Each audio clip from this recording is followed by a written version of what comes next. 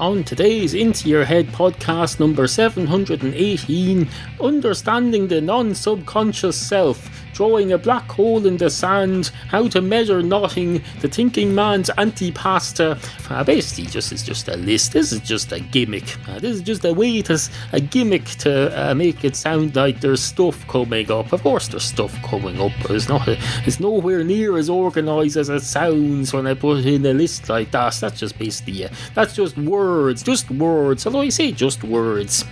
Just words, the things that bind 7 billion of us together through time. That's all it is. Just words, just language. I don't know. Might as well just say it's just a sandwich. No.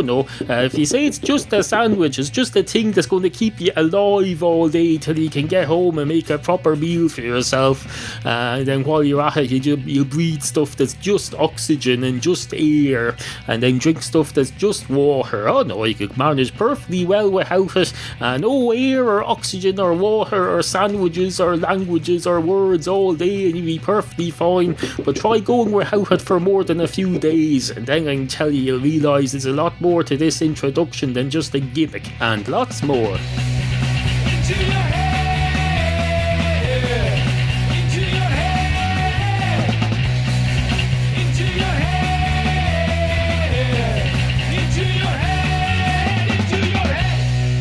To get on with today. Items that need to be attended to, issues that need to be addressed, topics.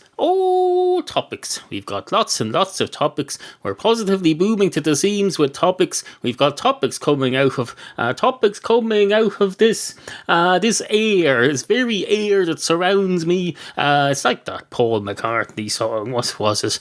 We live in hope of deliverance. Hope of deliverance from the darkness that surrounds us. Except in this case, it's not darkness, it's air. Although there is a significant amount of darkness in the air this morning. It's one of the darkest mornings in recent times. The sun is split open the rocks and disappeared underneath them, and it's pissing down from the heavens. So the pissiest day of the year so far, on record. Well, on my personal record. My personal record here inside my brain. I don't keep a household weather record. No need for that. We have the government to do that for us. The government has a whole department devoted to keeping weather records and forecasting the weather. There's no need for individual people. It's a bit of a communist setup, if you ask me, but it makes sense. There'd be no point in every single household in the country like this having their own weather documentation system. The amount of red tape involved with that would be fucking ridiculous and wasteful. So no, we join forces, we share our resources as a country and a nation, and we have our own Met Service, short for meteorological or something like that, something along those lines. And basically what they do is put a fella on the television, and he stands in front of a map and he points it and he says, you are here, right here. Except it's a small country, so to try and make it seem more local, they've started in recent years showing bits of the map at a time. They show, here's the southeast, here's this little region in the southeast that 3 of you live in. We'll show this separately.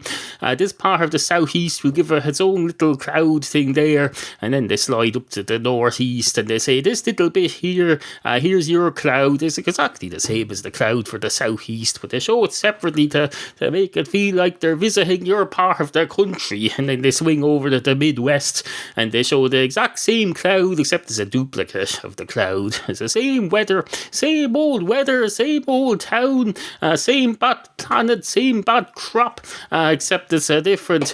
You get the general idea. You probably do, or do you? Maybe you don't. I don't know. How would I know whether you get the idea or not? I don't know. I can only send the idea as best I can. I've no way of confirming that you've got it. All I can do is, it's like when you send out radio waves out into space in the hope that some alien civilization will someday hear them. You've no way of knowing until they get back to us, so all you can do is put out your crap, you're pointing it out into space, send it out through an antenna, you could probably, might be better off sending them an antenna. Instead of sending radio signals out into space, send them a frigging antenna so they can transmit to us, because maybe they'd be better at it than us. How do we know? How do they? I don't know. Anyway, hello, and welcome to the show. Hello. It's me again, back here for segment number 2. Although I'd call it segment number 1, because the preceding was just the opening paragraph, like the introduction. You wouldn't refer to an introduction in a book as chapter 1, not least because that would cause immense confusion when people turn the page and then they see chapter 1. They'll think it's one of those. I got one of those books once where there was an error, some sort of error in the printing process, and it had the same 80 or 90 pages put in twice. It went page 50 to page 120, then there was another page 50, and then another page 51, and so on up till 120. And you think from that, oh look, I got something extra for free. Well, not really. It's not of much use to you. It's the same words twice. You're getting the same words twice, which is only of use if they're used in 2 different contexts. If you get the same words all over again in the same order, telling the same story twice, that's just like the old version of the pre-audiobook version of when you fall asleep in the middle of an audiobook and then you wake up and you have to go back and find where you were when you fell asleep.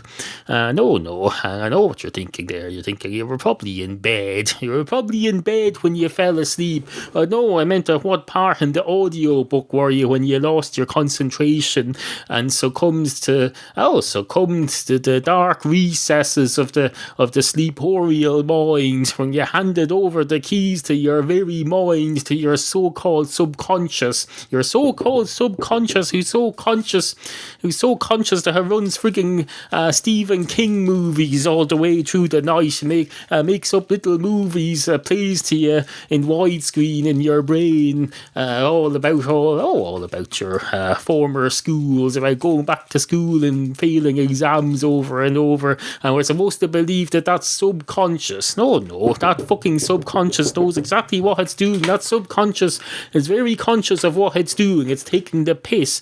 It's saying, one of these days, you're going to be dead, and then you'll miss me, because when you're dead, you won't have fantastic movies like this running in your brain at night. You'll just have nothing, and then you think, Christ, I wish I'd appreciated my subconscious while it was still going. But of course, you won't even be able to think that, because you need me to even think, which I suppose makes me it's unreasonable really, because it means you know exactly what it means, so no need for me to explain it to you, because you know everything, don't you, mister? Look at me, I'm conscious when I'm awake, and I go asleep at night and expect everything to just go dark and nothing to happen. No, doesn't work like that. You're only on this planet for 60 or 70 or 80 or 90 years. You have to use every waking hour of your sleep to think about stuff, whether you like it or not.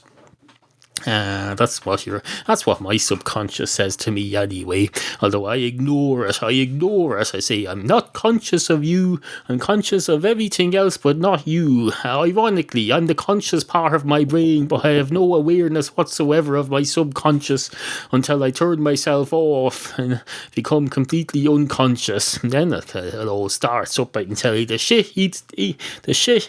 I had a dream the other night that I was suffering from insomnia and couldn't sleep. I woke up extremely confused and thinking, oh Christ, I spent the last 3 hours dreaming about not being able to sleep, and it turns out I was asleep. Now that sounds like something I made up, but I didn't. Well, now that I think about it, I did make it up, because my brain made it up and dreamt it, so I did make it up. But no, it wasn't made up in a corny way. It was made up in a very real way by my subconscious, over which I've no control. So don't blame my subconscious for being corny or crap. Anyway, on with the chapter 2. Two far left of centre weather forecasters walk into a bar. One of the far left of centre weather forecasters goes straight up to the bar counter and says, "Hello, can I have a pint of your finest Guinness, please? Not the normal stuff, I want the export version that you send off to Russia and places like that." And the man behind the bar says, "Oh, I'm afraid we don't sell the export version, sir. That's only for export. We're here in the place where from whence it's exported. So if we had it here, it wouldn't be exported unless we export it and then ship it back in. I suppose I could buy in some export Guinness from some foreign source. Is that what you want me to do? Like they do in Lidl and the likes of them. They buy in cheap foreign versions of Cadbury's chocolate made in some other country with some different kind of milk that's come out of something that's not even a cow. Is that what you want?" And the far left of centre weather forecaster says, "I don't know. Incidentally, why is the narrator making reference to my politics every time he refers to me?" And the man behind the bar says, "Probably because he doesn't know your name. He has to call you something. He can't just say the man because there's three men here. And for another thing, if he kept saying the man, that itself would sound like a biased political commentary on something. Like they say over in America, they're always talking about the man. The man came and the man took what's his face's money. What's that fella, the country singer who had tax problems? There's probably several of them. You know, your Willie Nelson, didn't the man come and get him? And wasn't there that Johnny Cash song that goes, when the man comes to town, hear the pipers, hear the callers, 100 million something something. Hear the people marching to the big bass drum. Hear the something, something, something." That song sounded great on, I think it was the last episode in the first series of Terminator, the Sarah Connor Chronicles. They used that song to great effect in the soundtrack. Probably brought Johnny Cash to a whole new generation of kids who like watching violence on the television. It's probably just what he wanted. That fella used to sing in prisons, you know. He went into prisons and did concerts. He even had a song. He said, "I'm here in wholesome prison. I'm something," which indeed he was, but he wasn't there as an inmate. He was there entertaining the troops or the inmates, wherever you call them. They're probably not the troops. Although they have military prisons, they'd probably be called. Although it's not military prisons in the way I'd be thinking of it. I know there's military prisons where, or maybe I assume there are, where they put soldiers who've been convicted of something. They put them into military prisons. But there's also military schools where they teach kids using military style discipline and stuff like that. So I wonder, is there also military prisons where they're not members of the military that are inmates, but they're treated using military methods to try and knock some manners into them? If they don't exist, they certainly should exist.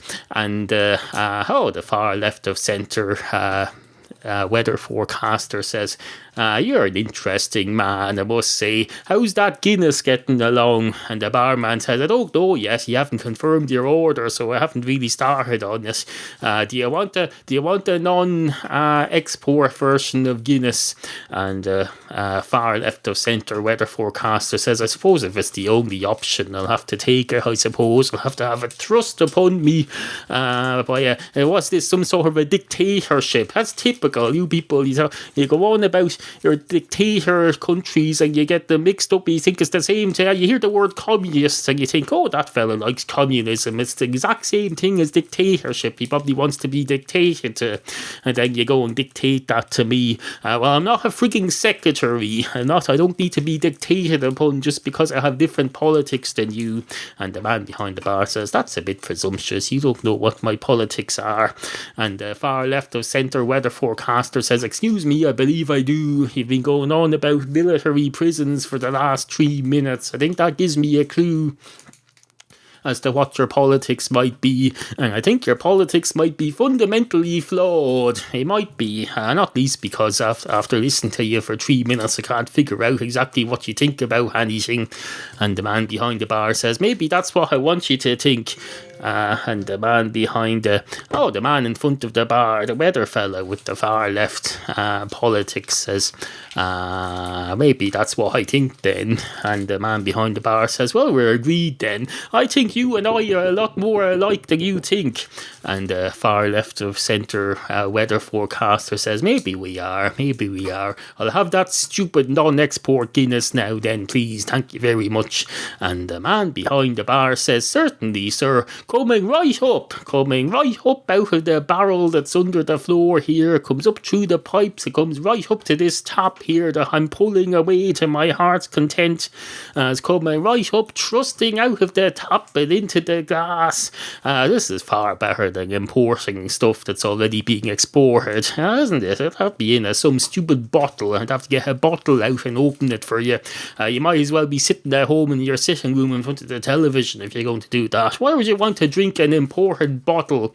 And the man in front of the bar says, I wouldn't want to drink the bottle unless it had been melted down and it had turned out that the glass, the so-called glass from which the bottle had been made, was in fact vodka, and you melted it down and you had liquid vodka, and then you put it in another bottle or a glass and then you drink that.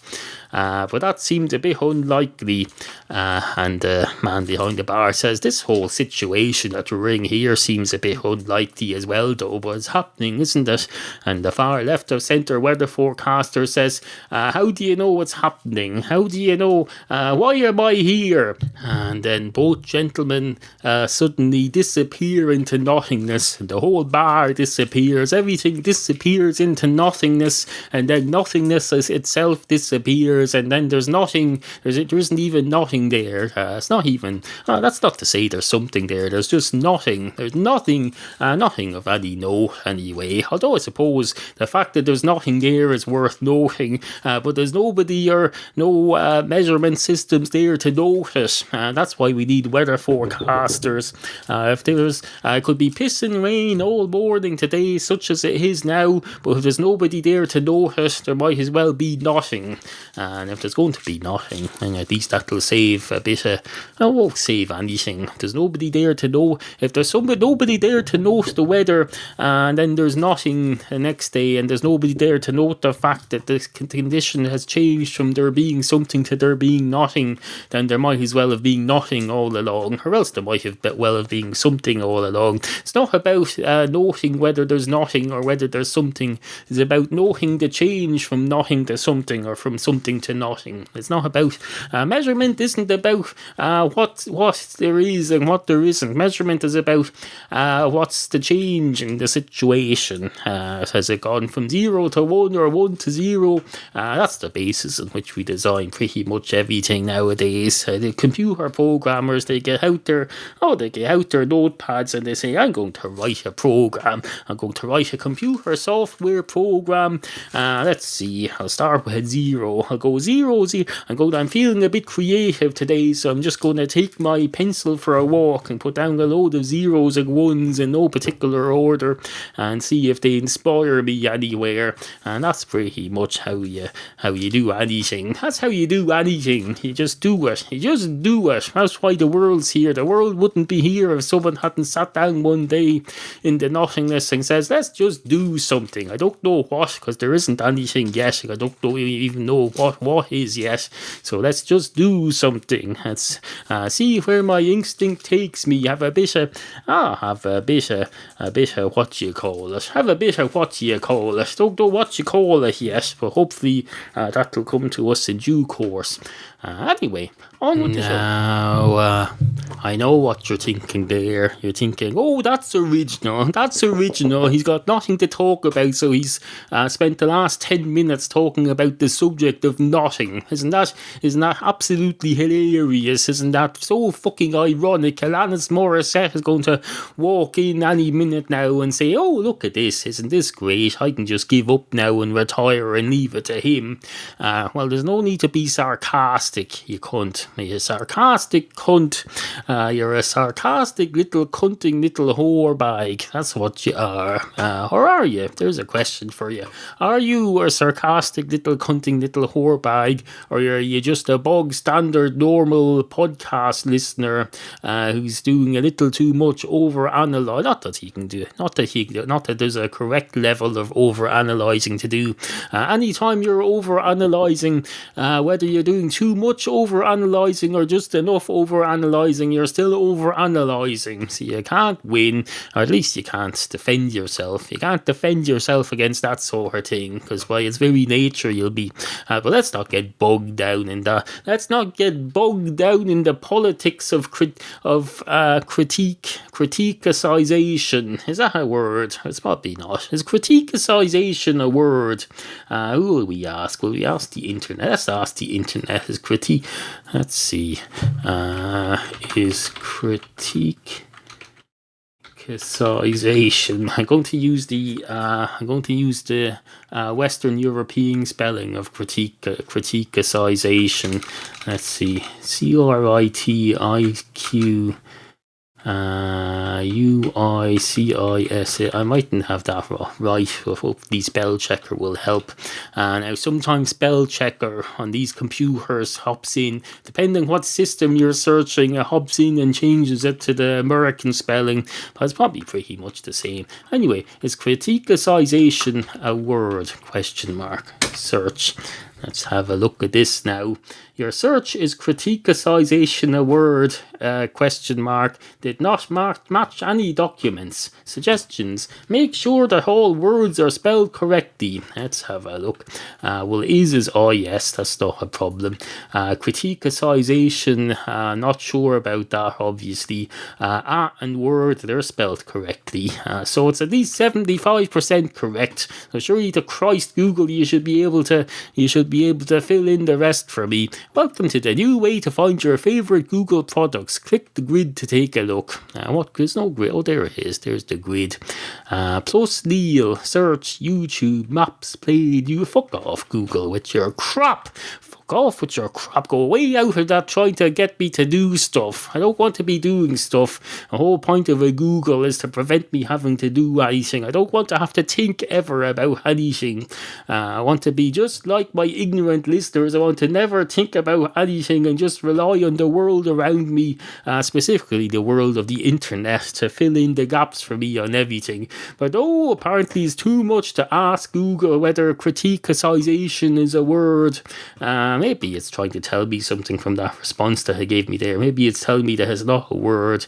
Well, I'll never know now, because it won't give me a direct answer. It'll just say, your question was wrong. You have to ask the right question, apparently. You can't. How can I ask the right question if I don't even know what I'm asking about? I'm asking Google what it is that I'm thinking about, because I don't know. If I knew, I wouldn't need to ask. You cunt. Google's a cunt. Shower of cunts. A big shit-eating shower. Can you have a shit-eating shower? You probably can. It'll make a good title for this show. Or would it? I don't know. I'm not sure if I want to put swearing in the title when I'm posting this all over the place. Let's see. I'll write it down and see how it looks. Shit-eating rain. Was that what I said? Can't remember now. I will find out later. Shit-eating. There's an expression in one of the old Stephen King books that went shit-eating grin. He had a great big shit-eating grin on his face. It's not meant literally, although maybe it's meant as he had a grin that could eat shit if it wanted to. Although that would wipe the grin off his face, I can tell you, probably, unless he's a dog.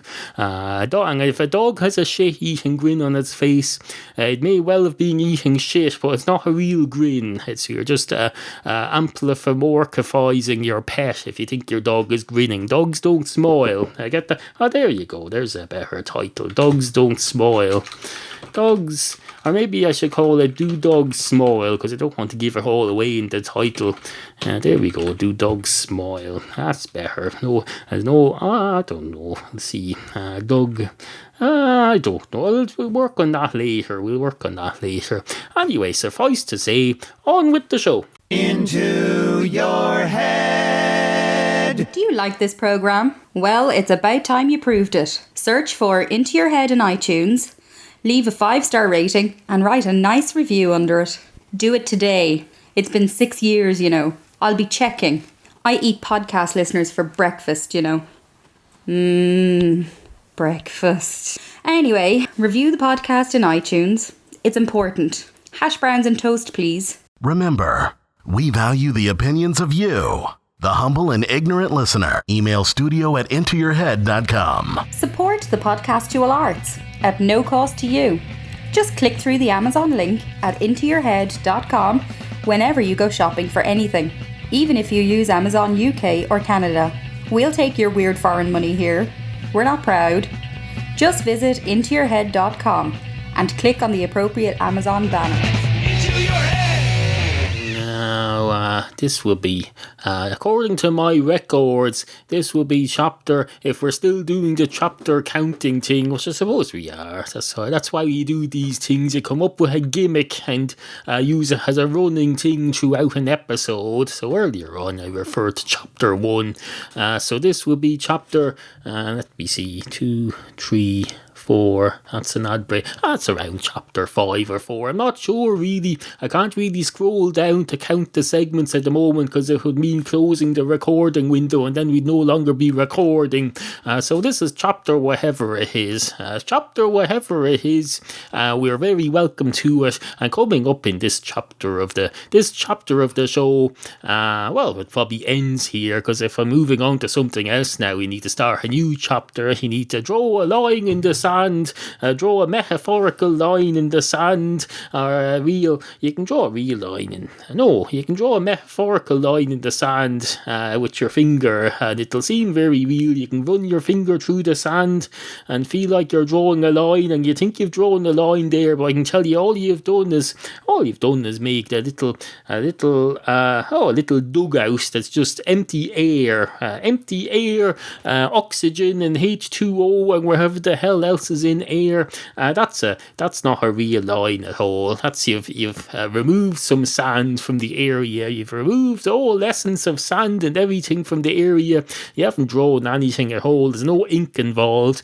In fact, not only have you not added any ink or crayon or anything in creating your so-called line in the sand, you've removed sand. So it's basically you've made an antipasta of the sand world. Is that what antipasta is? I don't know. Well, let's pretend it is, or let's assume it is for the moment, because all science is based on assumptions. You lay down your assumptions, and it's perfectly fine to make assumptions as long as you know what they are and you're open and honest about them. You say, I'm basing this on the assumption that antipasta is like a black hole of pasta. It's like a nothingness of pasta, like one of those dark holes that you see on the likes of those programs about NASA with Captain Picard on them, where they go into space and they say, oh look, there's a big black hole, and the first officer goes, where? And the captain goes, over there, look.